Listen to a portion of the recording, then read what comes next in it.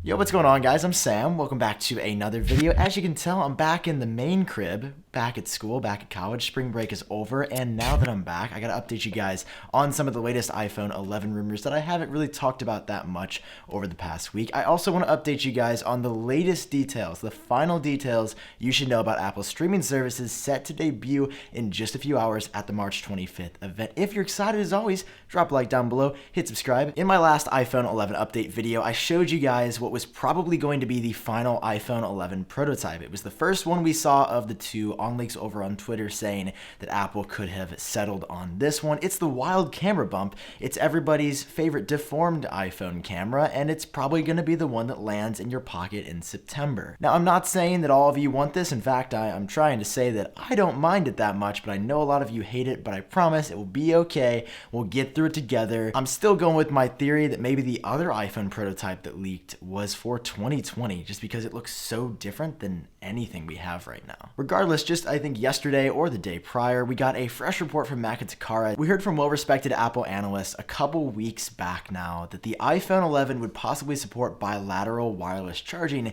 meaning, for example, if you had a second iPhone, you could set one iPhone on top of the other, and it could sort of like pass the charge through the other iPhone. I pictured it being on a wireless charging pad, but today a new report from Mac and Takara, which is a mixed bag, but I have a good feeling about this one, has reported that not only is that feature going to likely be coming, but it's going to work a little bit differently than I first anticipated, and in a way that I think is a lot better and user-friendly. I thought of it traditionally as having to set your iPhone on a pad, so that you had to have a wireless charging pad, you already had to have a set power source for this feature to work, but Mac and Takara leads us to believe that this is going to work if you just have the iPhone. So rather than the charge passing from the pad to the iPhone to a device on top, you could hypothetically set your Apple Watch on top of your iPhone 11 and charge it if it had low battery.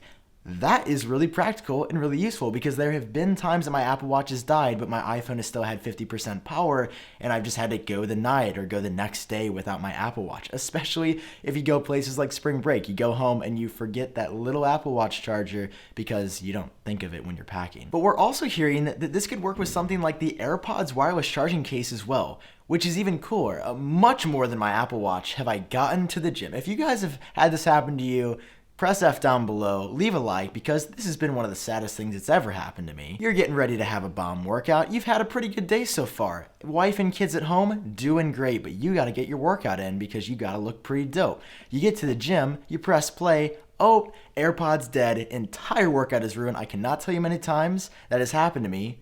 It's probably only been like 2 or 3, but it feels like it happens all the time. Imagine being able to set them on the charger for 10 minutes. Set the AirPods 2 on your iPhone 11 for 10 minutes at the gym, 5 minutes at the gym, to give you that extra juice you need to listen or to use them. That's innovation. That's something that's actually practical, and I think something that some Android phones have been able to do for a while. So I really hope that that comes to the iPhone 11. The second half of this report talks about what port is going to be on the iPhone. I know you guys are tired of hearing about it. I'm tired of hearing about it as well. But what's different about this hot take in this report is that Mac and Takara says that the iPhone will keep the Lightning port, which is a little bit different than what we've been hearing, but recently more sources than ever have been saying yes. On the iPhone 11, it's actually not going to be USB-C. Apple is going to retain the Lightning port on the next iPhone. But what's making sense about this report is they say that the iPhone may ship with the proper 18-watt adapter with a Lightning to USB-C charging cord. So I'm starting to think that this is where all the rumors are tying together. Some people have been saying Lightning, some people have been saying USB-C.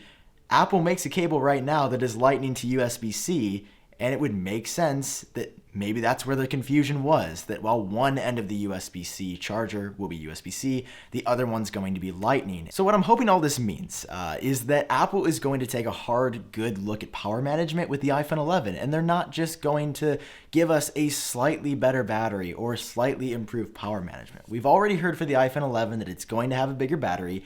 That is extremely good to hear. I assume that's also going to happen on the second generation iPhone XR as well, which I actually recently switched back to because all of a sudden my My iPhone XS isn't lasting me through a day. Dude, Apple, the phone is like 4 or 5 months old at this point, and it's already not lasting me through a day. Now we're hearing that the iPhone 11 is going to be able to charge other devices like an Apple Watch or like a second generation or third generation AirPods, and that it's going to probably have a lightning port still, but that a fast charger will finally be bundled. Now, before we get too excited, we heard that with the iPhone XS in 2018, that was going to ship with a fast charger, and Apple clapped us again. Anyway, I wanted to share this latest report with you as always, so you're the most up-to-date that you can be on the iPhone 11. If you're looking to buy a phone right now, I don't know. You have to decide whether or not you want to wait till September. That is when all the new iPhones, 3 new models, are expected this year. Basically, we're like halfway through the iPhone cycle, so if you want to upgrade, I would say now is a still good time if you're looking at the XS, XS Max, or XR, but keep in mind, like we're in March now, almost April, new iPhones are going to be coming in just a couple of months. What's coming a lot sooner than that is the Apple March event. Yes, at the time of recording this, it's happening tomorrow. Could just be a few hours, minutes, or have already happened at the time you're watching this video back on YouTube. We got a fresh report from the Wall Street Journal. They pretty much revealed everything that Apple's going to be doing tomorrow, and Bloomberg also had a recent report as well. I'll start with the Bloomberg one because it's a little bit different.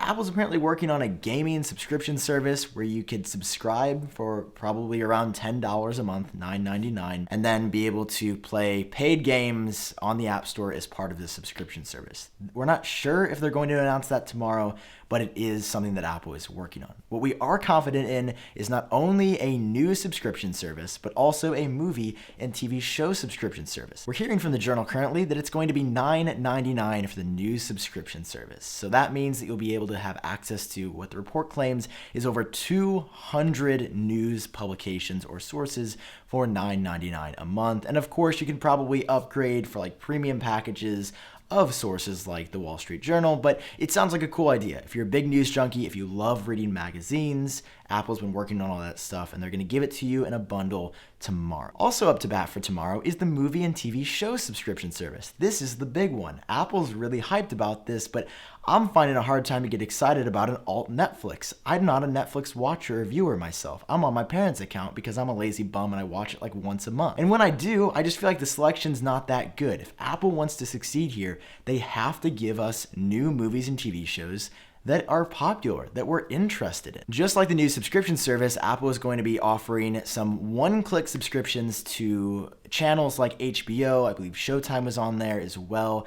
But instead of being really cool and being able to get all that content for $9.99 a month, subscriptions to those premium channels are going to be $9.99 each, which is a lot. I thought that the whole point of Apple's subscription service, maybe they would undercut everybody else by offering super premium channels like HBO, like Showtime, with that premium content for one low price of $9.99.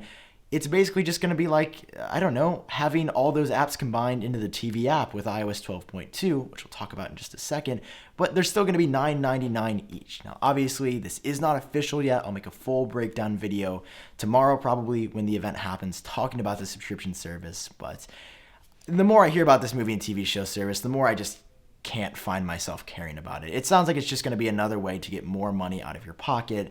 Apple wants your services money because guess what? Instead of you buying one iPhone for $1,000 a year, they're going to get you for $10 plus a month for the rest of your life. But I'm already burnt out on subscriptions. I am tired of seeing at this point, it's like I feel like $100 coming out of my bank account plus each month if you count my cell phone, my Verizon bill. I'm tired of paying for things every month. On a serious note, one thing that is clear about this report is that the streaming service and the content, even outside of the premium extra add-on channels, is that it's going to cost money. We had heard previously that Apple would offer this, I think, for free to all iPhone, iPad, Mac, iOS customers, and it just doesn't look like that is going to be the case. And the last bit of info that I wanted to touch on in this video is that iOS 12.2 big iOS update is just around the corner. It's going to have all the groundwork, all the things you need to probably subscribe to Apple's newest subscription services. Apple's been doing a lot of work in the background optimizing iOS 12.2. I've been beta testing it actually on my iPhone XR, and it's been really good. Many sources suggesting that will be launching tomorrow or sometime very early next week. Because Apple's talking about subscription services and they're not baked into iOS right now, I think it makes a lot of sense for the iOS 12.2 update to drop tomorrow, probably right after the event concludes. Feature-wise, iOS 12.2 is not going to be the biggest update, but you're getting new Animoji, some tweaks to the TV app in Control Center, lots of changes behind the scenes, I believe, to the TV app.